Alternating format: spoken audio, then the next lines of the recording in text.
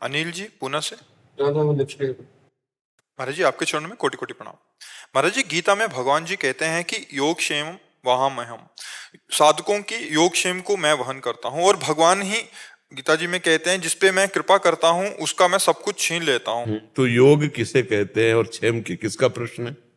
हाँ, योग कहते हैं परमात्म प्राप्ति के लिए जितनी तुम्हारी कमियां हैं उनको पूर्ण करना, परमात्म प्राप्ति के लिए। तो जैसे तुम्हारे शरीर में ममता है, परिवार में ममता है, धन में ममता है, भोगों में आसक्ति है, तो ये हमारी कमी है, इसी का नाश करते हो। सर्वनाश माने गलत आसक्ति का नाश। भगवान बाहरी संपत्ति का नाश नहीं करते। नहीं, चक्रवर्ती सम्राट अम्बरीश जी जैसा कोई भगत हुआ है क्या? पढ़ा है आपने अम्बरीश जी का चरित्र? क्या कमी थी? रानी थी, महल था, राज्य था, सब कुछ था, तो भगवान ने सर्वनाश कर दिया क्या? लेकिन अम्बरीश जी के मन में भगवान के सिवा कोई नहीं था। सावई मना कृष्ण पदारविंद। तो भगवान जो योगप कहते हैं, योग का मतलब अप्राप्ति की प्राप्ति कराना, और क्षेम का मतलब जो प्राप्त है उसकी रक्षा करना।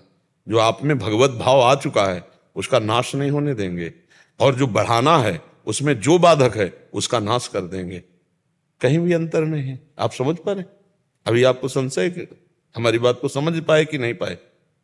भगवान कहते हैं मैं सर्वनाश कर देता हूं। किसका? जिसका नाश होता है। अविनाशी का नाश वो भी नहीं कर सकते।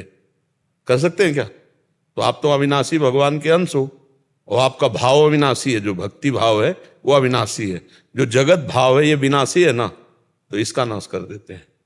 चाहे आप साधन भजन से ममता समेट कर भगवान के चरणों में समर्पित कर दो, या ऐसे समर्पित हो जाओ तो काट देंगे। सबकी ममता ताग बटोरी, मम पद मने बांध बटोरिया, तो तुम कर लो साधना से, और नहीं कर पा रहे हो ऐसे कर दिए तो काट देंगे।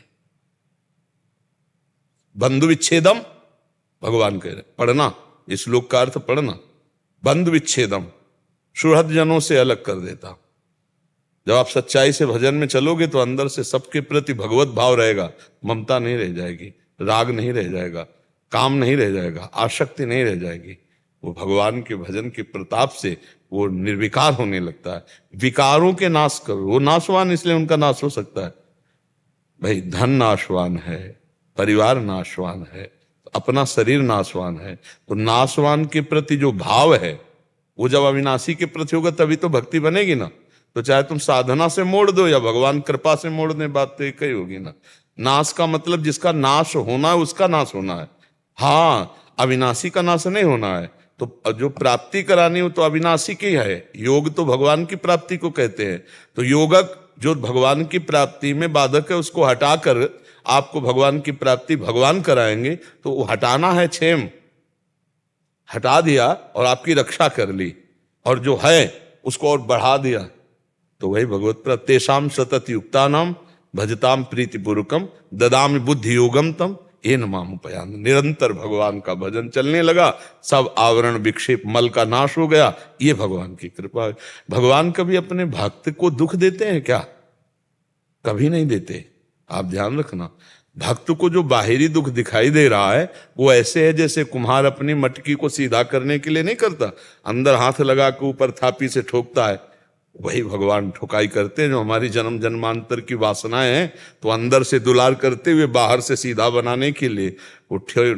साम दाम दंड भेद से सीधे रास्ते लाऊं, नकली से बनाऊं असली, यही तो मेरे मन में ठणी, भगत मेरे मुकुटमणि।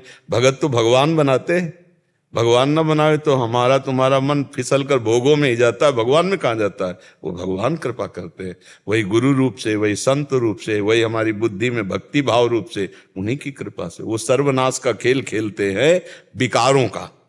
काम क्रोध लोभ मोह मद मत्सर ये सब नष्ट हो गया, जीव निर्मल भगवान को प्राप्त। नहीं, आज तक हमें ये बताओ कि भगवान ने भक्त का सर्वनाश कर दिया, अभक्त का सर्वनाश हुआ, दुर्योधन आदि का विनाश हुआ।